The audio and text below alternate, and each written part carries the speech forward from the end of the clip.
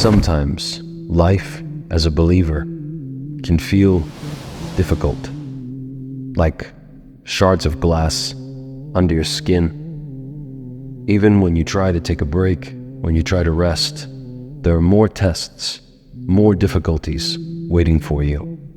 Sometimes it seems there's no relief, and you're tested in ways that you weren't prepared for. Sometimes when you're even at your worst, when you feel that there's no way you can possibly overcome what you've been given, stop.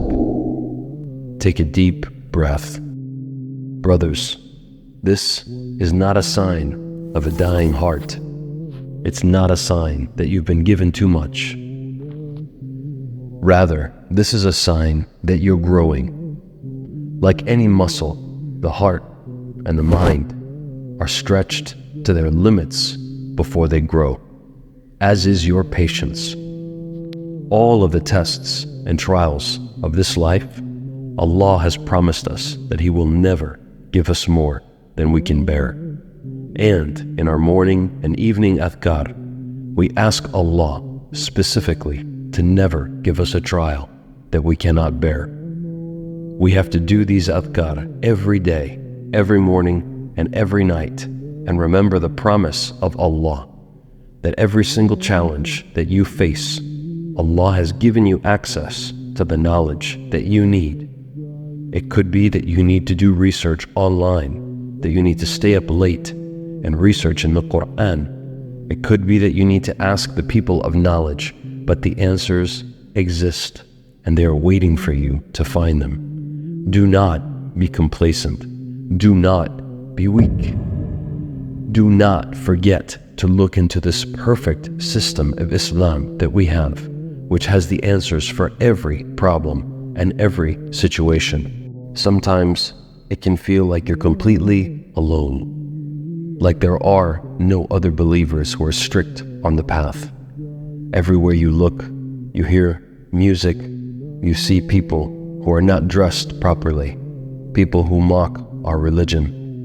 We live on this earth as if we are the oppressed ones, as if we are the ones beneath everyone else. We live as if Islam is a joke to them, but it is not to us. The pain of living this way, of going outside and seeing the people lost in this dunya, preoccupied with their houses, with their cars, with their living situation, with their wealth, with this dunya, and forgetting about the akhirah, not living their Islam, not being honest and upright, not being like the Sahaba and like a Muslim should be.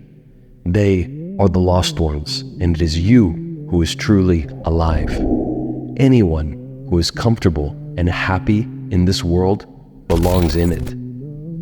The akhirah and Jannah are for those who find it unpleasant here, because Jannah is their home, and they are not satisfied with anything less. They love Islam, they love the teachings, and they want to emulate them in their lives. They want to see it implemented here in this dunya, across the globe. It pains a true believer when they see other religions lost and on the wrong path. It pains them when they see Muslims who do not follow and implement Islam and its teachings. It pains them when they see this world in an utterly lost and dejected state, when Islam, the perfect answer, is here, but it is not being implemented by the Muslims or by their rulers. It pains them that they do not have the ability or the knowledge or the strength to implement Islam on this dunya, or to teach it to the people and to reach into the hearts of every single person and plant the light and beauty of Islam there, and to plant its understanding there. It pains them. But this is part of the struggle of this dunya, and this is part of the test, and this is a sign that in fact your heart is still alive. Brothers, this is a beautiful thing, to have a heart that is alive. It is the heart that is dead and that feels nothing, that is not just dangerous, it is a sign of doom.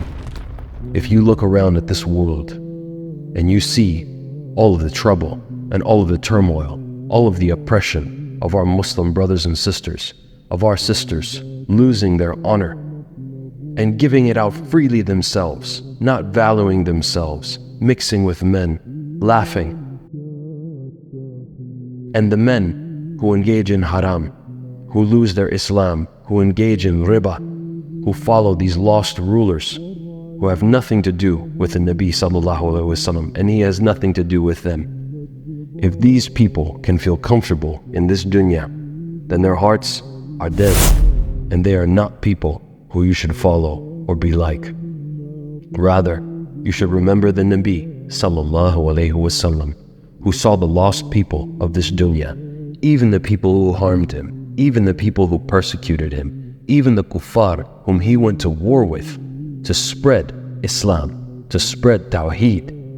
His brothers, the Sahaba, his companions, they died and gave their blood for this Tawheed, which now the Muslims are giving up, allowing the kuffar into our holiest places and not standing up for our brothers and sisters in Palestine, whose honors are being dispersed and whose lives are being destroyed as if they are nothing more than animals. And many Muslims continue with their celebrations and their lives, wastefully living, going on as if nothing is happening, when we should be crying as if our own family members were in Gaza right now. How would we behave differently if our own family was there right now? This is the way of the believer, and this is the way that the Nabi sallallahu alaihi wasallam lived. This was his heart. So glad tidings to those who have the heart of the Nabi sallallahu alaihi wasallam and continue to struggle and fight for Islam, and continue even though it is difficult, even though they shed tears, whose hearts remain alive and attached to the Deen.